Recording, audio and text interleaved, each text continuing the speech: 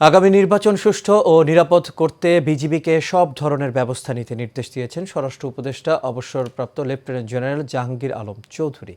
BGB দিবস উপলক্ষে পিলখানায় আয়োজিত এক অনুষ্ঠানে স্বরাষ্ট্র উপদেষ্টা বলেন, বাংলাদেশ থেকে কোনো অপরাধী যেন সীমান্ত দিয়ে পালাতে না পারে সেদিকে কঠোর দৃষ্টি রাখতে বলেছেন তিনি। সাইফুল ইসলাম নয়ন রিপোর্ট করেছেন। পিলখানা সদর দপ্তরে অনুষ্ঠিত হয় বিজিবি দিবস 2025।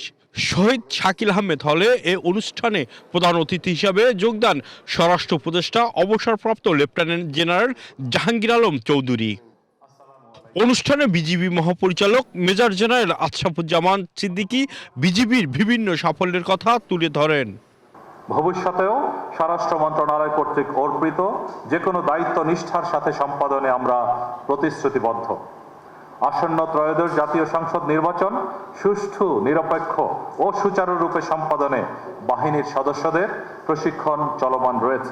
সীমান্ত দিয়ে কোনো অপরাধী যেন পার না হতে পারে, বিজিবিকে সেদিকে কঠোর দৃষ্টি রাখার নির্দেশ দেন স্বরাষ্ট্র উপদেষ্টা। বাংলাদেশ থেকে কোনো অপরাধী, সন্ত্রাসী সীমান্ত দিয়ে পলায়ন করতে না পারায় সেই বিষয়ে আপনাদের কঠোর সতর্কতা অবলম্বন করতে হবে।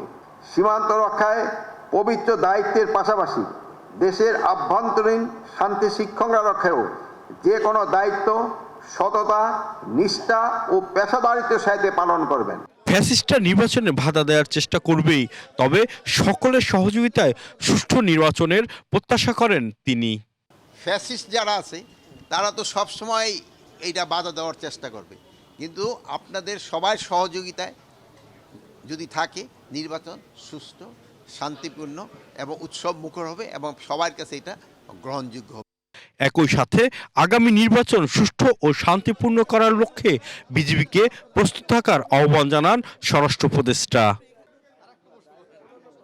সাইফুল ইসলাম নয়ন, এশিয়ান টেলিভিশন, ঢাকা।